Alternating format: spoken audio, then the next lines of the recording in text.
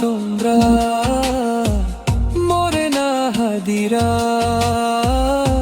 অমর হয়ে আছে কোথাও, যদি দেখতে পাও। চলো চলো যাই,